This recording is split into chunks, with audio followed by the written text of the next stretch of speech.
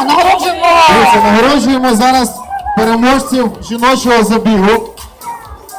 Першою на дистанції 3 кілометри у нас була дівчинка під номером 67. Давай. Номер 67. Другою у нас пробігла дівчинка під номером 100.